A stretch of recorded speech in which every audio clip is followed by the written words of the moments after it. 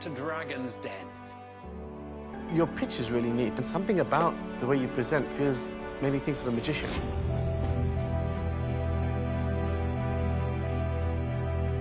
You are entertaining and engaging and funny.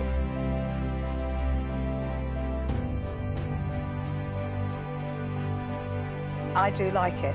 I like you. Pete, love your energy, love your enthusiasm.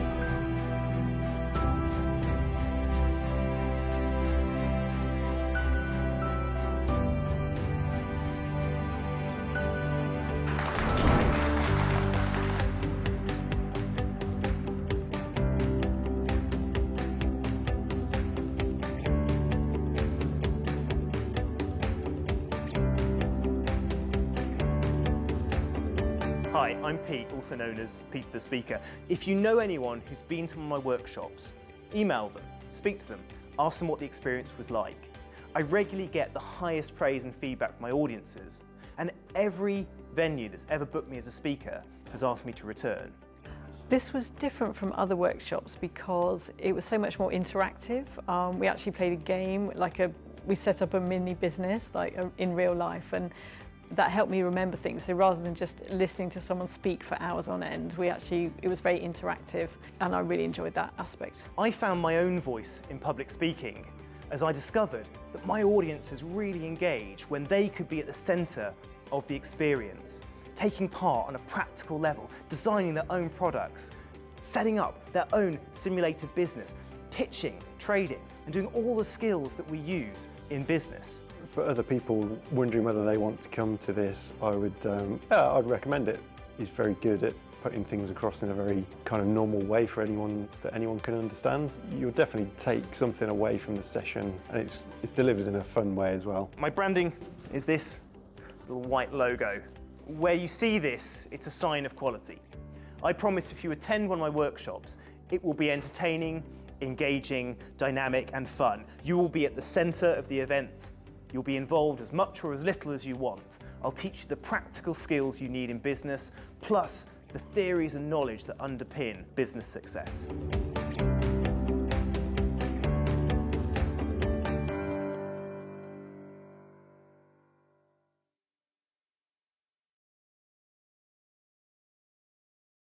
Well, Pete, really good to see you again. Thank you so much for your time.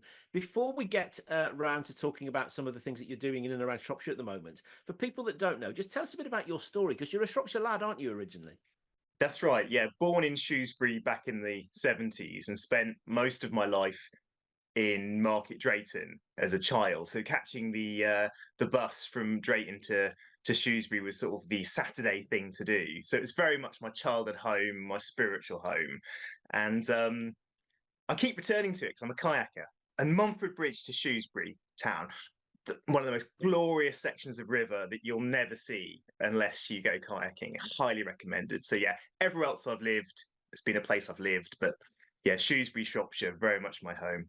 I think I'm going to have to take your word for that stretch of water. I'll allow you to just tell me what it's like, to be honest. Sounds too dangerous for me.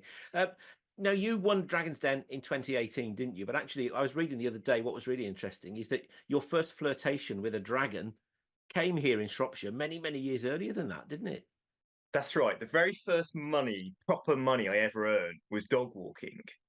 And as a child, I went and walked the dog of the Jenkins. Carol Jenkins was the name of the lady.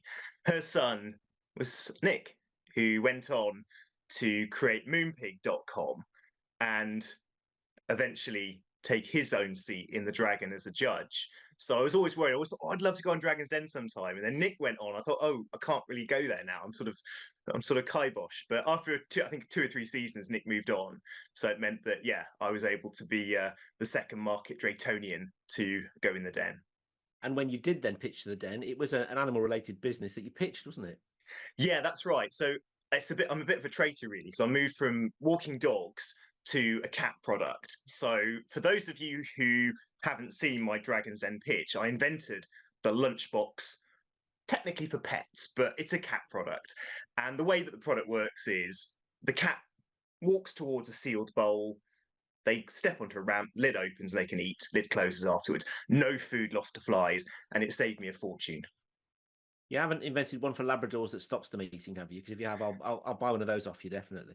I think that might be called a lockable fridge. So yeah, Carl, Yeah, I think you're right. that's my recommendation there. So tell me about Dragon's Den then. I mean, everybody has this idea about how fearsome the dragons are and what goes on behind the scenes. It was 2018, wasn't it, that you pitched?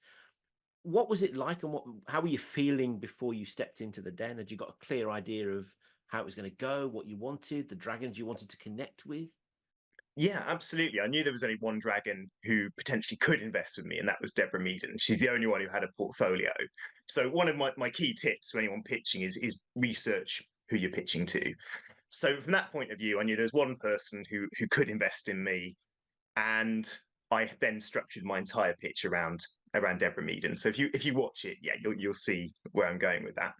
In terms of nerves, not really. I had nervous energy because what happens with these TV shows, and you being in the media know this, Carl, is that whenever you do any kind of recording, there's loads of standing around. And that's just an inevitable part. Anyone who's ever done any filming, you're standing around a lot. So that's where the nerves come in. You're sort of really keen to get on with it. But in terms of the actual event itself, no, I found it, I can't say easy, but not stressful at all. When I went into the den, they're sat down, I'm standing, so I felt like I'm in control here.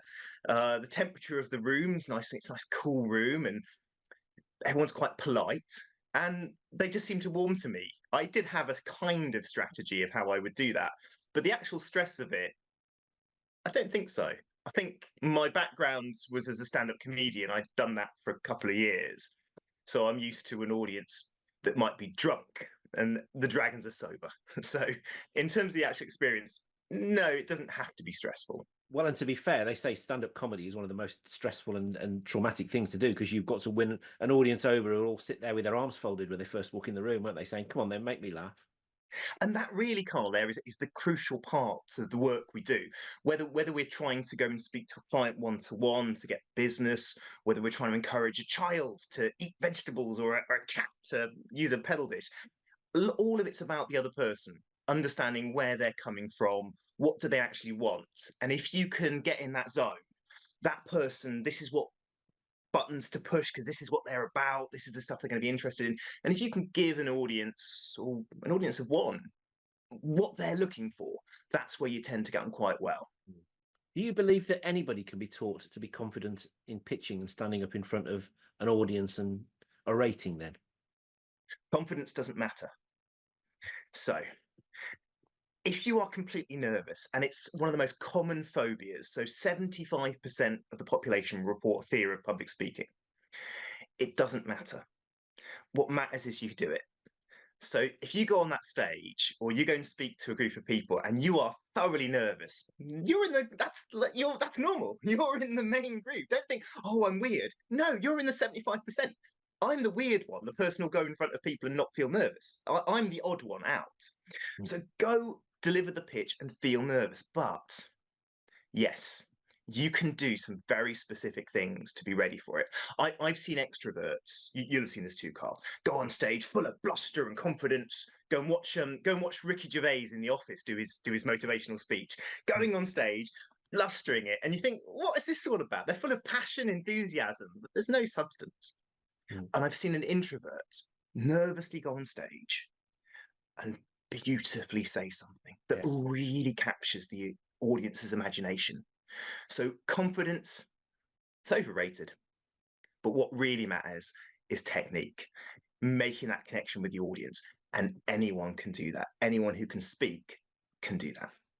Which brings us nicely, doesn't it, Pete, to what you're very much doing right at the moment. We're working with the likes of the Marches Growth Hub on sessions like Mastering the Big Three, pitching, networking, business success. And you try to do it, don't you, in a sort of very visual, high energy, practical, interactive way, don't you? Well, this is it. So the whole thing I'm about is you should give the audience what they want. So if I deliver a workshop, number one, it cannot be boring. That's absolute number one. As soon as you are boring or you're delivering a session that's dull, it's over. So every session that I deliver, you'll come in and it'll be multi-sensory. So there'll be things to do and things to pick up, and you'll be able to interact with people. There'll be challenges. There'll be models that you've never heard about. I'll be trying to engage you more as a sort of performer, but with a really important business message that you can take away. So if you come to one of my sessions and you're looking for a skill, for example, how to pitch, you'll know how to do it when you leave. Or how to make a price point, how to create an advert, how to identify a successful product or service. You'll get all of that. But people will return to my courses. I'll say, why are you guys here again? You know what I'm about to say. And they'll say, well, we just find it entertaining. We find it enjoyable. So absolutely, you've got to be multi-sensory. But here's the thing that a lot of people don't know about me, Carl. I'm not actually an extrovert. I'm both an introvert and extrovert. It's what's called omnivert. So I occupy both stages. This weekend, I'm going camping on the beach on my own. I'm not going to speak to anyone for 2 days. I'll absolutely love it. So the other thing is, if you are an introvert, if you're quiet, if you're nervous, you don't have to come in and start singing and dancing and getting. You can sit at the back of the room and you can join in whatever way you want. So I try to make it as inclusive as possible. Because you'll also, presumably, you know, when you put a session on like this, you'll have no idea what kind of businesses, what kind of backgrounds, what kind of age demographic you're looking at. There could be SMEs, small businesses, self-employed, multi-million pound conglomerate managing directors. You don't know, do you? So it's got to work for everybody. And what's really fascinating about this is when I deliver practical learning, I've done this in schools, I've done it with directors, and surprisingly, I don't have to actually change a huge amount of the content. There's stuff out there that you can that's truthful. There's a way of making it, of delivering a pitch. There's a way of being successful in it in tasks, and if it's true, you can deliver it for a group of students. You can deliver it for directors. I will say just this. The older directors are the hardest group that I ever work with, because you have to do a little bit of work initially just to get them to be open to Is maybe that the comedy side of it? They come in with their arms folded and say, right, what have you got for me? Yeah, and also, but I don't always mind that, Carl, because the thing is, sometimes I meet audiences and they're really kind and they embrace me, sometimes literally, but usually figuratively, and that's lovely. But actually, as a speaker, to have a challenging audience, and very often you'll have one or two people in the audience who are quite cynical, and I keep my eye on them. I think, right, can I move them through a process where they're actually going to go away and have something valuable? And very often they're the people that will email me afterwards and go, yeah, actually, Pete, I didn't think this should be up to much, and that was really, really engaged. And they're often the people that will stay with me the longest after my sessions. So yeah, the 17th of January is the time that you can come and join me, see one of my workshops happening, which will be at Frankwell in Shrewsbury. And you mentioned, Carl, mastering the big three. So 3 forms of communication. The first is I'm going to teach you how to pitch anything to anyone. It'll take me 10 minutes to train you and you'll be able to do it. But more than that, I don't believe a trainer should just teach stuff. They should prove it works. So as an audience, you will throw suggestions for me to pitch and I'll do it immediately with no rehearsal. Second skill we're going to look at is networking. So when you walk into a room, actually a similar skill to pitching. Who can you approach? What do you say? And how do you get the best result? And there's some very simple techniques. There's something I use when I go to a networking room of strangers. I know 50% of the time who to speak to and what to say immediately through a little trick I use that no one else uses. It's so simple, and I'll teach that. And then finally, we've got the practical activity. So I'm going to set you guys the challenge of creating your own business using this. This box here contains everything you need to set up your own little micro business. You'll compete for this, which is the cash. You'll have to create your own strategy, design your products, and in 30 minutes, you will lead to either great success or you might be surprised by some of the challenges. And a group will walk away with this, which are my exclusive trophies. So it'll be a really great fun day, a brilliant way to start the new year. But you'll take away key skills. From that point on, you'll be able to network with anyone, you'll be able to pitch anything, plus you'll gain a huge insight to why businesses succeed and fail. You clearly enjoy doing this side of your work. Then you really sort of embrace the idea of going in and meeting completely different kinds of people, do you? Yeah, I absolutely love this, and it's one of those weird things. So I'm now in my late 40s, and throughout my life, I knew there was something there about invention and creativity. So I thought that meant I was an inventor. And I still invent stuff. In fact, I've got stuff here I'm taking to the beach this weekend to go and test little products and things. But the thing about being an inventor, being creative, is once you create a product or a service like my pedal dish that I created, it ends. And then you're into logistics and paperwork. Whereas with the event on the 17th, I'm already planning little things that I've never done before. We're going to try some new little techniques, some new ideas that have never been done before. So I'm in a really creative process. I can deliver that to an audience, and then I can do it again and again and keep changing. So for me, I really found my passion was in creativity, being able to provide things that the world had never seen before. So when you come along to one of the sessions, yeah, completely unique content. You'll hear nothing you won't find any of this online or YouTube, and it will be hopefully a life-changing experience for yourself. But yeah, Carl, I think this probably is my calling. Yeah.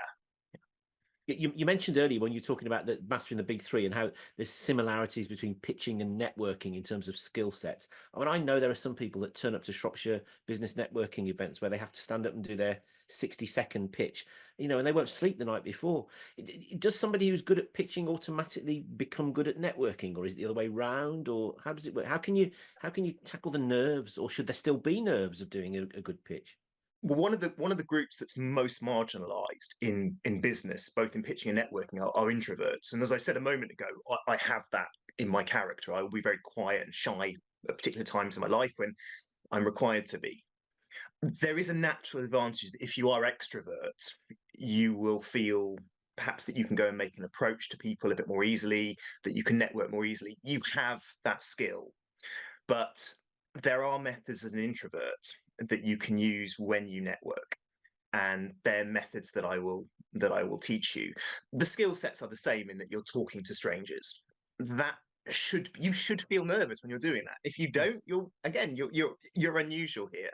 So the idea that people will find it stressful pitching, people will find it stressful networking, I'm going to meet strangers, that's completely normal. Most people in the room will feel that. And once you start trying a few little techniques, that will just boost you. And then I think, Carl, really, it's about anything we're scared of. You mentioned about you wouldn't kayak down the River Severn because you felt it was unsafe. If I took you and we did it 2 or 3 times, the fear would go. The fear is that of the unknown. And the more you do it, the easier it becomes. It sounds like it's going to be a great event. And if anybody wants to find out more about you, what you do, where can you signpost them to? Where do they go?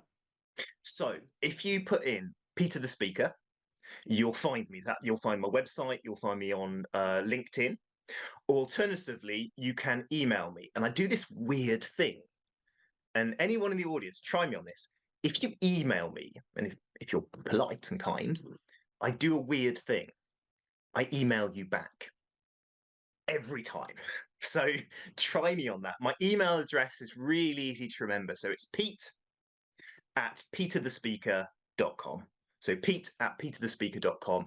Email me on that and see how long it takes me to reply to you. As long as I'm not sleeping, traveling, or speaking, I will reply. And I'd love to hear from you. I'll tell you about my next gigs as well. I'm going to be in the Birmingham area. I'm in Worcester. I'm going to be in various parts of the country. So if you want to see me come and speak, my events are always free. So join in, come to an early session. And if you love it, then sign up to the others. Or stand on the side of the River Severn near Montford Bridge and keep your eyes peeled at some point, presumably. They'll spot you then as well. But I will be on my introvert side, my side. So that's when I'm not necessarily approaching people and being this extrovert Pete. So yeah, you can come and find me then. But you will interact with the quieter, shyer Pete when that happens. Well, listen, great to catch up with you. I started by talking to you about Dragon's Den, so let me finish with that. And I know this is spoiler alert for anybody that hasn't caught up and seen it. It went quite well for you, didn't it, 5 or 6 years ago? How's the journey gone since? So yeah, it did go very well actually. So I got the offer investment from Deborah Meaden, and the product had just launched. Right, I'd launched 2 products actually that week, and after the show, I spoke to Deborah, and she sent me really quite a nice email. She said, "Pete, what are you going to use this money for? You don't need me, do you? I mean, you've got your product, you're in pets at home, you're growing.